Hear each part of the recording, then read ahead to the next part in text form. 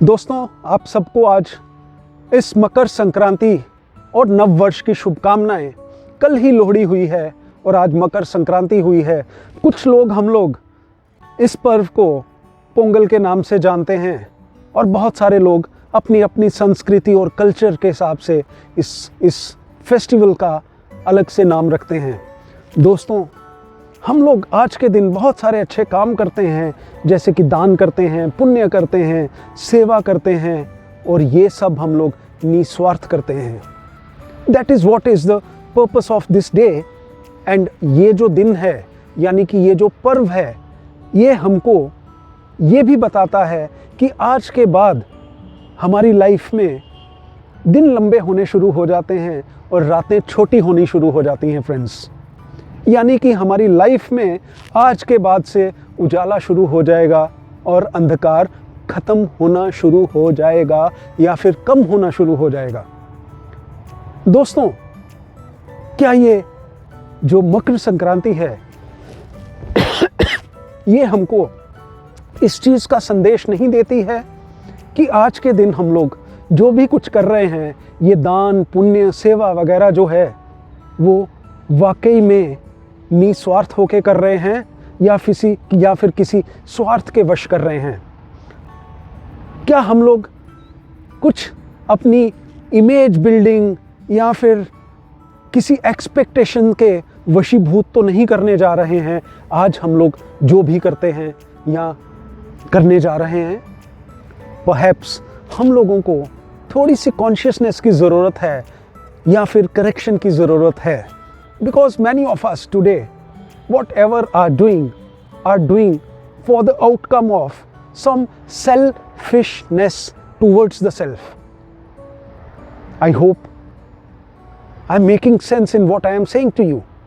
बहुत सारे लोग हम में से इस सोच के साथ किसी को कुछ देते हैं या फिर कुछ करते हैं या फिर लंगर लगाते हैं या फिर वो लगाते हैं कि शायद उनका नाम, शान, शोहरत वो सोसाइटी में बने और जिसकी वजह से वो किसी ऐसे मुकाम पर पहुँचें कि वहाँ जाकर वो अपनी सेल्फिशनेस जो है उसको वो एक इकोसिस्टम के तहत पूरा करें।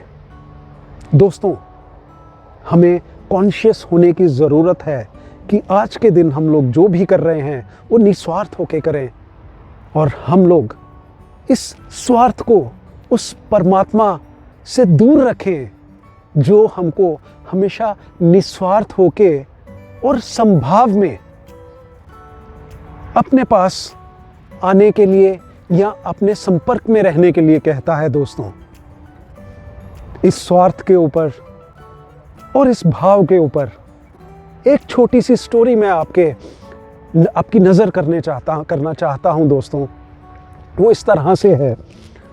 There was a king, एक राजा था और वो राजा बहुत ही स्वार्थी था, बहुत ही लालची था, बहुत कुछ करना चाहता था, बहुत कुछ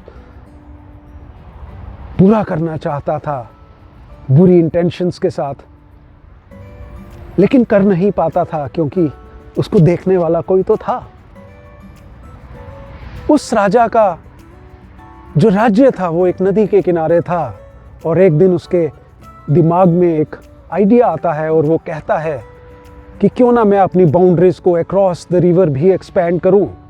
and with this thought only वो एक हुक्मनामा जारी कर देता है दोस्तों, और कहता है अपनी मिनिस्टर्स को कि एक भव्य महल का निर्माण किया जाए। उस तरफ राजा का ऑर्डर था, इम्प्लीमेंट तो होना ही था।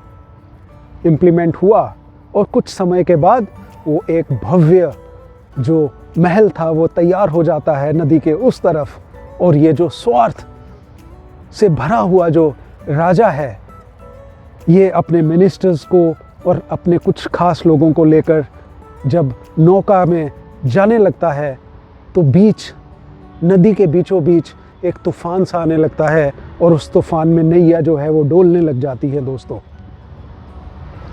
नैया के डोलते ही वहाँ पर राजा को ये ख्याल आता है कि किस काम का ये महल जब मैं ही नहीं रहूँगा। And with this thought only ही टेल्स द नाविक कि do whatever you want to do but please save me. मेरी जान बचा लो। नाविक बहुत कोशिश करता है, परंतु हार के कहता है कि अब तो वही बचाएगा, मेरे हाथ में कुछ नहीं है। यहाँ से उस परमपिता परमेश्वर के साथ प्रेयर्स का काम शुरू होता है राजा का।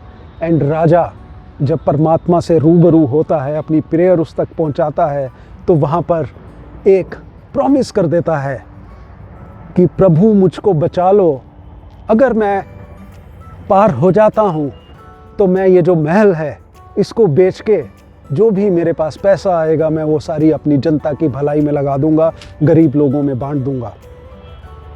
इतना उसका कहना था। और वो जो परमपिता परमेश्वर है, उसने तथास्तु कहने के साथ ही उस तूफान को शांत कर दिया एंड नाव आगे चलने लगी। परंतु जैसे ही नाव आगे चलती है और जैसे ही वो आगे बढ़ते हैं, तो राजा को ख्याल आता है कि ये क्या कर दिया मैंने, क्यों मैंने ऐसा प्रॉमिस कर दिया, मुझे तो पार पहुंचना ही था, ये तूफान तो शांत होना ही था। तो एक बेईमानी का और एक स्वार्थ का भाव उसके अंदर आ जाता है। और जैसे ही ये स्वार्थ का भाव उसके अंदर आता है, तो परमपिता परमेश्वर जो रचयिता है, जो उस रचना का रचयिता है, उसने भी तो अपना कोई ना कोई कलर दिखाना था और उस राजा को एक बार फिर से अपनी शक्तियों का एहसास दिलाना था। और उस नदी के अंदर एक बार फिर से तूफान आ जाता है। अब राजा को ख्याल आता है कि उस परमपिता परमेश्वर की क्या भूमिका है इस रचना में। और राजा फिर से एक बार हाथ जोड़ता है, पैर जोड़ता है और परमात्मा को कहता है कि मुझको इस बार माफ़ कर दो, मैं जैसे ही वहाँ पे पहुँचूँगा पहला काम करूँगा, मैं इसको बेच के और सारा का सारा पैसा गरीबों में बांट दूँगा। एंड फ्रेंड्स, वो करुणा का सागर है, वो प्रेम का सागर है। रचयिता जो है हमारा, वो अपने बच्चों को कभी भी तड़पता बिलखता नहीं देख सकता है। इसीलिए वो दोबारा से तूफान को शांत कर देता है। फ्रेंड्स, अब राजा वहाँ पर पहुँचता है और वहाँ पर जाकर फिर से अपने स्वार्थ के वशीभूत होता है और ये सोचता है कि मैंने तो परमात्मा को ये प्रॉमिस किया था कि मैं इसको बेच के इससे जो पैसा मिलेगा मैं वो जनता में बांट दूंगा। ये सामने जो बिल्ली खड़ी है, इसको तो बेचने का वायदा मैंने परमात्मा से नहीं किया था। With this thought only he announces कि ये जो महल है वो मैं 5 रुपए में बेच रहा हूँ और इस बिल्ली को 50 रुपए में बेच रहा हूँ। शर्त ये है कि ये महल उसी को मिलेगा जो ये बिल्ली भी खरीदेगा। और वो उस महल को 5 रुपए में बेच देता है और उस बिल्ली को 50 रुपए में, जो उस महल का हिस्सा थी। दोस्तों, फ्रेंड्स, वो 5 रुपए जो थे वो जनता में डिस्ट्रीब्यूट कर देता है और जो 50 रुपए हैं वो अपनी तिजोरी में भर लेता है और परमात्मा को कहता है कि देख परमात्मा, मैंने जो वायदा तुझसे किया था पूरा कर दिया। Story doesn't finish here friends, story doesn't finish here. It only teaches us that we need to begin from here with the thought कि क्या वो राजा सही था या गलत था। अगर हम लोग ये समझते हैं कि वो राजा सही था, तो परहैप्स हम लोग आज की जो कलयुगी सोच है, जहां पर हम लोग हमारे आसपास की आत्माओं को भी नहीं बख्शते हैं, अपने स्वार्थ के वशीभूत होके वहां पर परमात्मा को क्या बख्शेंगे। तो हम लोग उसी सोच का हिस्सा हैं जिस सोच का वो राजा हिस्सा था। फ्रेंड्स, और अगर हम लोग कहते हैं कि नहीं वो गलत था, तो परहैप्स हम लोग उस सोच का हिस्सा है जो सकारात्मक सोच है और जो इस आत्मरूपी स्वरूप का भला करती है, अच्छे ख्यालों से, और अपने आसपास की जो आत्माएं हैं, जो सोल्स हैं, उनका भी भला करती है और उस परम आत्मा के सानिध्य में रहकर एक अच्छे समाज की रचना करती है। दोस्तों, with this only I'll just say that let us be conscious of what kind of energies are we practicing in our lives. हम लोग किस किस्म की एनर्जीज को प्रैक्टिस कर रहे हैं। With this question and with this thought only I will just say you goodbye and all my compliments to you on this auspicious day of the Makar Sankranti, friends. Bye bye.